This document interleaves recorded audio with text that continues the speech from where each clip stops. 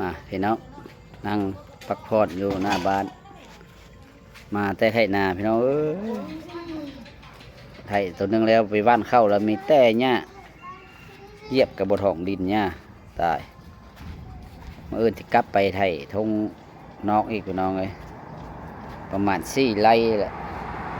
มีแต่หญ้าบ่ได้ถ่ายคลิปให้พี่น้องเบิ่งโคตรหญ้าเฮ็ดหยังก็ยากน้ำหญ้าน้ำคาเนี่ยพี่น้องเอ้ย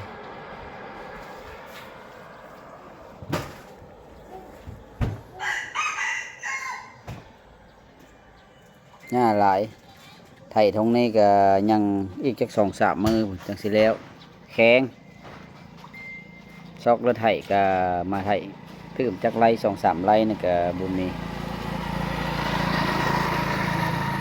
มื้ออื่นลงทงน้ำหินบุญก่อนพี่น้องเอ้ยให้มันสำเร็จไปซะเข้าก็ยาวคาย10 เซนนี่แหละแต่ก็บ่เป็นดอกพี่น้องเข้าในนั้นก็ได้มื้ออื่นพี่น้องเฮ็ดคลิปให้เบิ่งมื้อนี้เวลาก็พอดีสิเข้าเกี่ยวแก้กับไลออนมอลแล้วพี่น้องอยากเห็นบริษัทไลออนมอลเกียมเข้ามาพี่น้องเวลา6:30เปลี่ยนแปลงแล้วพี่น้องเนาะยามนี้ก็ยามเฮ็ดเวียกแต่ว่ากำลังสิโพสต์คลิปไลออนมอลพี่น้องแล้วก็มีแอปดอกลิศประมาณ8:00-9:00พี่น้องบอสกุมภาเป็นผู้สอนอาหารเสริมของรักษาสุขภาพพี่น้องถ้าผู้ใด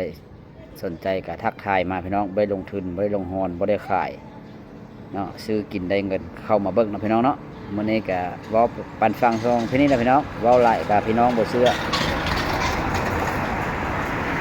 สบายดีทุกคนพี่น้องถ้าเห็นก็กดไลค์กดแชร์พี่น้องอย่าฟ้าวกายไปเนาะเพื่อเป็นผลิตสัมพันธ์กันเนาะ